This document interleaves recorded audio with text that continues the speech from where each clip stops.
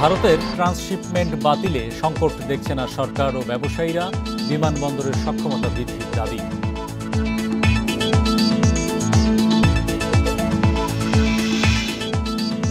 বাংলাদেশে $150 মিলিয়ন বিনিয়োগ করবে চীনা কোম্পানি হান্দা, টপ আপ পাচ্ছে $110 মিলিয়ন, জানালো বিডা।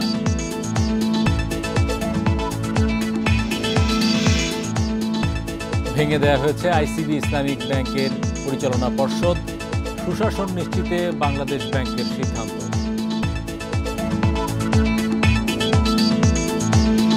বান্ডেল থাকলে প্রতি সেনমানিতে টাকা বাঁচবে। বিকাশ সেনমানি বান্ডেল কিনে জিতুন প্রতি লেনদেনে। ভারতের ট্রান্সশিপমেন্ট সুবিধা বাতিলের কারণে রপ্তানি ও বাণিজ্যে কোনো সমস্যা হবে না বলে জানিয়েছেন বাণিজ্য উপদেষ্টা শেখ বশিরউদ্দিন। সচিবালয়ে তিনি জানান, শিগগিরই তৃতীয় দেশগুলোতে সরাসরি পণ্য রপ্তানির দিকে যাচ্ছে সরকার। উপদেষ্টা আরও জানান, যুক্তরাষ্ট্রের বাড়তি শুল্ক স্থগিতের সিদ্ধান্ত বাণিজ্যে স্থিতিশীলতা ফিরিয়ে আনবে। 2020 সালের 19 জুন বাংলাদেশকে দেয়া ট্রান্সশিপমেন্ট সুবিধা মঙ্গলবার বাতিল করে ভারত। এই সুবিধায় বাংলাদেশি রপ্তানিকারকরা ভারতের 3টি বন্দর ব্যবহার করে তৃতীয় কোনো দেশে 40 থেকে 50 হাজার টন পণ্য রপ্তানি করতেন। এর মাধ্যমে ইউরোপে তৈরি পোশাক, জুতা কিংবা গয়নার মতো পণ্য কম খরচে রপ্তানি করা যেত।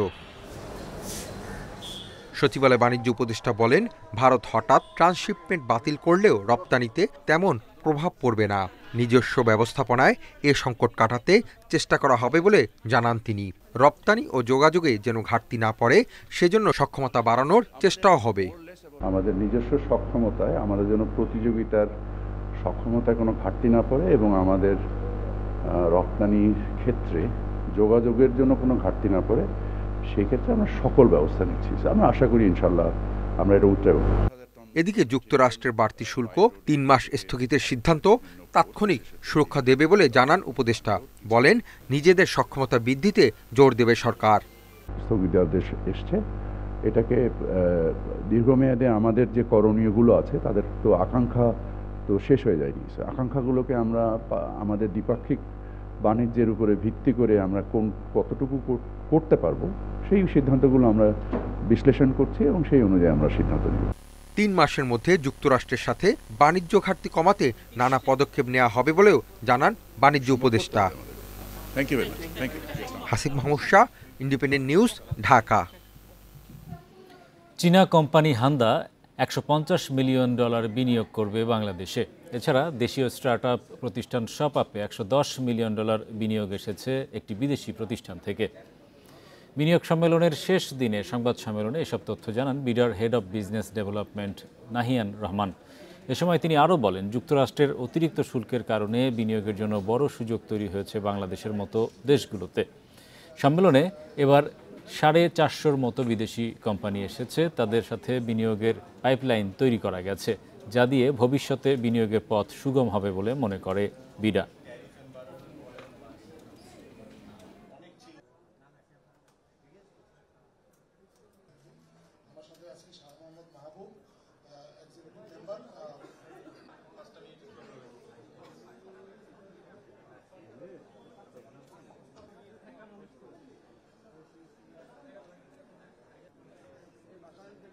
হান্ডার $150 মিলিয়ন, যেটা একেবারে এই আপনার সামিটেই সই হয়েছে। তার আগে ওই দিন গতকালকে সকালবেলায় আমরা জানলাম যে আমাদের শপ আপ যে স্টার্টআপের যে বিজনেস আছে ওখানে $110 মিলিয়নের মতো ইনভেস্টমেন্ট এসেছে। এর বাইরে ছোট ছোট আরো এই সেগমেন্টগুলোতে যেগুলো হচ্ছে সেগুলো আমরা কালেক্ট করে আপনাদের সাথে একবারে কথা বলবো। বাংলাদেশের সুপার ব্র্যান্ড ওয়ালটন অর্জন করেছে এক্সিলেন্স ইন ইনভেস্টমেন্ট অ্যাওয়ার্ড 2025। বিনিয়োগের ক্ষেত্রে দেশের অর্থনীতিতে বিশেষ অবদান রাখার স্বীকৃতি স্বরূপে পুরস্কার দেয় বাংলাদেশ বিনিয়োগ উন্নয়ন কর্তৃপক্ষ বিডা। বুধবার ইন্টারকন্টিনেন্টাল হোটেলে বাংলাদেশ বিনিয়োগ সম্মেলন 2025-এর উদ্বোধনী অনুষ্ঠানে ওয়ালটনকে এই অ্যাওয়ার্ড দেওয়া হয়। সম্মেলনে অ্যাওয়ার্ড প্রদান করেন প্রধান উপদেষ্টা ডক্টর মোহাম্মদ ইউনূস এবং বিডার নির্বাহী চেয়ারম্যান আশিক চৌধুরী। ওয়ালটনের পক্ষ থেকে পুরস্কারের ক্রেস্ট তুলে নেন ওয়ালটন হাইটেক ইন্ডাস্ট্রিজের ব্যবস্থাপনা পরিচালক মাহবুবুল আলম। ইএসজি ক্যাটাগরিতে ওয়ালটনকে এই পুরস্কার দিয়েছে বিডা। মাহবুবুল আলম বলেন, টেকসই প্রবৃদ্ধি, কর্মসংস্থানের সুযোগ সৃষ্টি এবং উদ্ভাবনী পণ্য উৎপাদনের প্রতিশ্রুতিবদ্ধ ওয়ালটন। ওয়ালটনকে এই মর্যাদাপূর্ণ পুরস্কার দেওয়ায় বাংলাদেশ বিনিয়োগ উন্নয়ন কর্তৃপক্ষকে ধন্যবাদ জানান তিনি।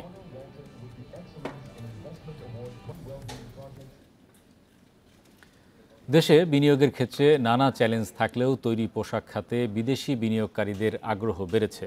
এজন্য দেশের প্রধান বন্দর ও কাস্টমস সেবায় পেশাদারিত্ব আরও বাড়ানোর দাবি এ খাতের বিনিয়োগকারীদের। 4 দিনের বাংলাদেশ ইনভেস্টমেন্ট সামিটের শেষ দিনে তৈরি পোশাক ও টেক্সটাইল খাত নিয়ে সেমিনারে সম্ভাবনার কথা তুলে ধরেন তারা। এ সামিটের মাধ্যমে পোশাক খাতে আরও নতুন বিনিয়োগ বাড়বে বলে প্রত্যাশা তাদের। বরাবরের মতো দেশের তৈরি পোশাক এখনও রপ্তানি খাতের মূল ভরসার জায়গা। মোট $3,361 কোটি রপ্তানি আয়ের মধ্যে এই খাত থেকেই এসেছে $3,025 কোটি। গত বছরের একই সময়ের চেয়ে তৈরি পোশাকের রপ্তানি বেড়েছে প্রায় 11%। এবার বাংলাদেশ ইনভেস্টমেন্ট সামিটে দেশের পোশাক শিল্পে বড় বিনিয়োগের চমক এসেছে। $15 কোটি বিনিয়োগের ঘোষণা দেয় চীনের পোশাক প্রস্তুতকারক কোম্পানি হান্ডা ইন্ডাস্ট্রিজ। দেশি বিদেশি নানা চ্যালেঞ্জ থাকলেও চট্টগ্রাম বন্দর সহ সরবরাহ ব্যবস্থাপনায় গতি আনা গেলে বিদেশি বিনিয়োগ আরও বাড়বে বলে মনে করেন উদ্যোক্তারা। ইয়াংবনের যে মিউটেশনের যে প্রবলেমটা ছিল খুবই দ্রুত সময় কিন্তু এটা করে ফেলেছে। তো এরকম এক্সাম্পল যদি আমরা আমাদের এনবিআর বলেন, পোর্টে বলেন, যে লজিস্টিক্সে, স্পিড টু মার্কেট, এগুলো যদি আমরা ইমপ্রুভ করতে পারি তাহলে কিন্তু এটা ভালো হবে। কোরিয়াতে একটা বড় ডেলিগেশন এসছে, তো যারা কেইপিতে ইনভেস্টমেন্ট করবে এদের মধ্যে অ্যাপারেলও আছে, নন অ্যাপারেলও আছে। আমি hopeful about the outcome of this. সম্মেলনে দেশের বিনিয়োগ পরিবেশ সম্পর্কে ধারণা পাওয়ায় পোশাক খাতে আরও আগ্রহী হয়েছে বিদেশি বিনিয়োগকারীরা। আমাদের বড় ইনভেস্টমেন্ট দরকার এবং সেই জায়গায় আমরা আমাদের ইন্ডাস্ট্রি প্রস্তুত। আমাদের সাস্টেনেবিলিটি যদি দেখেন, আমাদের ইনিশিয়েটিভগুলোতে আমরা very much align with the global initiatives. এখনকার অ্যাডমিনিস্ট্রেশন আপনার ট্যাক্স বলেন, সিকিউরিটি বলেন, সেফটি বলেন, এগুলো নিয়ে অনেক সহযোগিতা করে যাচ্ছে। আর যুক্তরাষ্ট্র ও বাংলাদেশের শুল্ক সমস্যার সমাধানে সরকারের পাশাপাশি উদ্যোক্তারাও কাজ করার কথা জানায় বিনিয়োগ সম্মেলনে। Touhid Rana, Independent News, Dhaka. ICB Islamic ব্যাংকের পরিচালনা পর্ষদ ভেঙে দেয়া হয়েছে। বুধবার ব্যাংকটিকে চিঠি দিয়ে এ সিদ্ধান্ত জানিয়েছে বাংলাদেশ ব্যাংক। আমানতকারী ও ব্যাংকের স্বার্থ সংরক্ষণ এবং সুশাসন নিশ্চিতে পর্ষদ ভেঙে দেয়া হয়েছে বলে জানানো হয় কেন্দ্রীয় ব্যাংকের আদেশে বলা হয়েছে, ব্যাংকের ব্যবস্থাপনা ও পরিচালনা পর্ষদের দুর্বলতার কারণে মূলধন ও প্রভিশন ঘাটতি দেখা দিয়েছে। ব্যাংকের শ্রেণীকৃত বিনিয়োগ ও পুঞ্জীভূত ক্ষতি বিপুল পরিমাণ। ব্যবস্থাপনায় অস্থিরতা ও তারল্য সংকটও তীব্র হয়েছে। আর্থিক সংকটের পাশাপাশি পর্ষদের নীতি নির্ধারণে দুর্বলতার কারণে ব্যাংকিং সুশাসন বিঘ্নিত হচ্ছে। বর্তমান পর্ষদ আমানতকারীদের স্বার্থ বিরোধী কর্মকাণ্ডে জড়িত ছিল।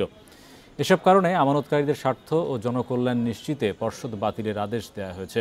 অন্য আরেকটি প্রজ্ঞাপনে জানানো হয়, বাংলাদেশ ব্যাংকের নির্বাহী পরিচালক মুজিবুর রহমানকে পরিচালনা পর্ষদ ও ব্যবস্থাপনা পরিচালকের ক্ষমতা প্রয়োগ ও দায়িত্ব পালনের জন্য নিয়োগ করা হয়েছে।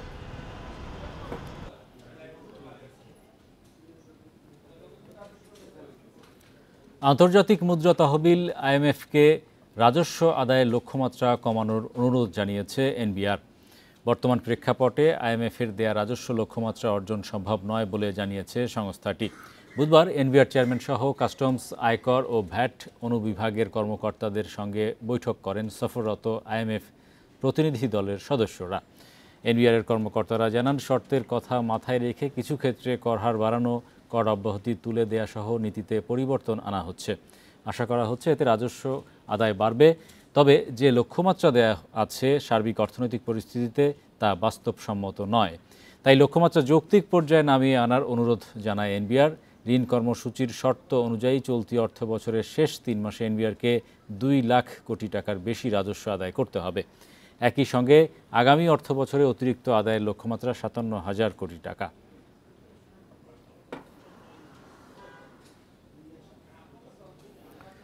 সড়ক অবকাঠামো উন্নয়ন প্রকল্পের আওতায় 2,000 কোটি টাকার ষষ্ঠ বাংলাদেশ সরকার বিনিয়োগ সুকুক বন্ড ছাড়তে যাচ্ছে সরকার। বুধবার বাংলাদেশ ব্যাংকে পাঠানোর এক সংবাদ বিজ্ঞপ্তির মাধ্যমে তথ্য জানানো হয়। রাজশাহী বিভাগের গুরুত্বপূর্ণ উপজেলা ও ইউনিয়ন সড়ক প্রশস্তকরণ ও শক্তিশালীকরণ প্রকল্পের বিপরীতে এ সুকুক বন্ড ইস্যু করা হবে। 7 বছর মেয়াদে এই সুকুক ইস্তিসনা ও ইজারা শরিয়া সম্মত পদ্ধতিতে ইস্যু করা হবে, যার মাধ্যমে 8 জেলায় 65 উপজেলায় পল্লী সড়ক প্রশস্ত ও শক্তিশালী করা হবে। এ সামাজিক উন্নয়নমুখী প্রকল্প বাস্তবায়নের মাধ্যমে গ্রামীণ জনপদের সড়ক অবকাঠামোর উন্নয়ন হবে। এতে সড়ক নিরাপত্তা ও ধারণ ক্ষমতা বাড়ানোর পাশাপাশি কৃষি ও অকৃষি পণ্যের ন্যায্য মূল্য নিশ্চিত করা সহজ হবে। ফলে উৎপাদন, বাজারজাতকরণ ও পরিবহন কার্যক্রমে গতি আসবে এবং স্বল্প ও দীর্ঘমেয়াদী কর্মসংস্থানের সুযোগ সৃষ্টি হবে।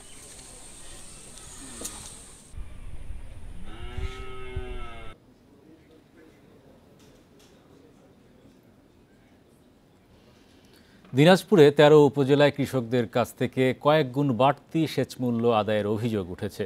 চাষিদের অভিযোগ, সেচ কমিটির নির্ধারিত টাকার চেয়ে প্রতি বিঘায় ২ থেকে ৩ গুণ অতিরিক্ত নিচ্ছেন সেচ মালিক ও অপারেটররা। এতে বাড়ছে উৎপাদন খরচ। এদিকে অভিযোগ পেলে ব্যবস্থা নেয়ার আশ্বাস কর্তৃপক্ষের। দিনাজপুরে বড় রবি মৌসুমে প্রতি একর জমিতে সেচের পানির জন্য ৩,২০০ থেকে ৪,০০০ টাকা পর্যন্ত দাম বেঁধে দিয়েছে সেচ কমিটি। বরেন্দ্র উন্নয়ন কর্তৃপক্ষ, বাংলাদেশ কৃষি উন্নয়ন কর্পোরেশনের পাশাপাশি ব্যক্তি মালিকানায় গভীর ও অগভীর নলকূপের মাধ্যমে সেচের পানি সরবরাহ করা হয়। তবে চাষিদের অভিযোগ, জমি বেঁধে ৫,৫০০ থেকে ৭,৫০০ টাকা পর্যন্ত নেওয়া হচ্ছে। বরেন্দ্র বহুমুখী উন্নয়ন কর্তৃপক্ষের অপারেটররা কোনো কার্ড না দিয়ে অবৈধভাবে আদায় করছে টাকা। ৪,০০০ এর আগে ছিল, এবার নাকি ৪৬০০ টাকা ধরতে চাচ্ছে। অধিনায়ক বর্তমান তাদের কাছে কার্ড, আমাদের কাছে কোনো কার্ড নাই। বাড়তি টাকা নেয়ার বিষয়টি স্বীকার করেছেন অপারেটর ও নলকূপ মালিকরাও। খরচ বেড়ে যাওয়ার অজুহাত দেখাচ্ছেন তারা। কেন শর্মা উঠানামা করার তনে ৫,৫০০ টাকা দিচ্ছে, আর কিষাণ পাটের টাকা খরচ বেশি। কার্ড তো আমরা দিতে চাই, কিন্তু কার্ড তো মনে করো যে ওরা ওরা আসতেও পারে না, কার্ড দিয়ে মোটর জুড়তে পারে না। এদিকে নির্ধারিত মূল্যের চেয়ে বেশি টাকা আদায়ের বিষয়ে অভিযোগ পেলে ব্যবস্থা নেয়ার আশ্বাস কর্তৃপক্ষের। ইকুইপমেন্টের মাধ্যমে পরিচালিত হয়, কৃষকগণ যার যার কার্ডের মাধ্যমে সেচ নিয়ে থাকে। এর বাইরে যদি কোনো বিষয় থাকে, কোনো অভিযোগ স্পেসিফিকভাবে আমাদের জানালে আমরা সেগুলো তদন্ত করে প্রয়োজনীয় ব্যবস্থা গ্রহণ করি। উপজেলা কমিটি যে সেচ কমিটি রয়েছে তারা যদি মিটিং করে, প্রতি মাসে মিটিং হয় এবং জরুরি যে কোনো জরুরি প্রয়োজনে তারা মিটিং করে কোথাও সমস্যা দেখা দিলে তাৎক্ষণিকভাবে সে ব্যবস্থা গ্রহণ করবে। জেলায় ৭২,৭৭৬টি গভীর ও অগভীর সেচ যন্ত্রের মধ্যে ১,৭৭৩টি বরেন্দ্র উন্নয়ন কর্তৃপক্ষের। এছাড়া বিএডিসির ১২৪টি এবং বাকিগুলো ব্যক্তি মালিকানাধীন। Independent news. বাংলাদেশ সহ ৭৫টি এর বেশি দেশের ওপর থেকে ৯০ দিনের জন্য বর্ধিত শুল্ক স্থগিত করলেন মার্কিন প্রেসিডেন্ট ডোনাল্ড ট্রাম্প। দেশগুলোর সঙ্গে নতুন আলোচনার কথা উল্লেখ করে বুধবার ট্রুথ সোশ্যালে ঘোষণা দিয়েছেন তিনি। তবে চীনের ওপর শুল্ক বাড়িয়ে করেছেন ১২৫%। তবে বিষয়টি চীনা প্রেসিডেন্টের সঙ্গে ফোনালাপ করবেন বলে জানিয়েছেন ট্রাম্প। ২ এপ্রিল চীনা পণ্যে ৩৪% শুল্ক আরোপ করেন মার্কিন প্রেসিডেন্ট ডোনাল্ড ট্রাম্প। এর জবাবে ৪ এপ্রিল যুক্তরাষ্ট্রের পণ্যে একই পরিমাণ শুল্ক আরোপ করে চীন। দেশটির এমন পদক্ষেপে ক্ষুব্ধ হন ট্রাম্প। এটি প্রত্যাহার না করলে আরও ৫০% শুল্ক আরোপের হুঁশিয়ারিও দেন তিনি। তবে চীন অনড় থাকে, ফলে বুধবার থেকে দেশটির উপর আরও ৫০% শুল্ক কার্যকর করে যুক্তরাষ্ট্র। এ নিয়ে চীনা পণ্যে শুল্ক বেড়ে দাঁড়ায় ১০৪%। তবে এবারও ছাড় দেয়নি বেইজিং। মার্কিন পণ্যে শুল্ক বাড়িয়ে ৮৪% করে চীন। এটি বৃহস্পতিবার থেকে কার্যকর হচ্ছে বলে জানিয়েছে চীনের অর্থ মন্ত্রণালয়। যুক্তরাষ্ট্রের ১০৪% শুল্ককে নিপীড়নমূলক আখ্যা দিয়ে এর জবাবে বাড়তি শুল্ক ধরা হয়েছে বলে জানায় তারা। বুধবার চীনের বাণিজ্য বিষয়ক শ্বেতপত্রে দাবি করা হয়, বাণিজ্যে দুই দেশের জন্য লাভজনক অবস্থান ধরে রাখার চেষ্টা করেছে বেইজিং। যুক্তরাষ্ট্রের বাড়তি শুল্কে বৈশ্বিক বাণিজ্য ব্যবস্থা, নিরাপত্তা ও সরবরাহ ব্যবস্থায় স্থিতিশীলতা ক্ষতিগ্রস্ত হবে। চীন যুক্তরাষ্ট্রের পাল্টাপাল্টি শুল্কারোপে এশিয়ার শেয়ার বাজারে আবারও পতন হয়েছে। বুধবার ইউরোপের শেয়ার বাজারে লেনদেন শুরু হওয়ার পরপরই সূচক নেমে যায়। এদিকে জ্বালানি তেলের দাম আরও কমেছে। অপরিশোধিত তেল এখন ব্যারেল প্রতি $60, যা ৪ বছরের মধ্যে সর্বনিম্ন। দর কমেছে ডলারেরও। সব মিলিয়ে মন্দার আশঙ্কা আরও বাড়ছে বলে মনে করছেন বিশ্লেষকরা। সায়রা খান, ইন্ডিপেন্ডেন্ট নিউজ। এই ছিল আজকের অর্থনীতি সারাদিনে। আমন্ত্রণ আমাদের পরের আয়োজন।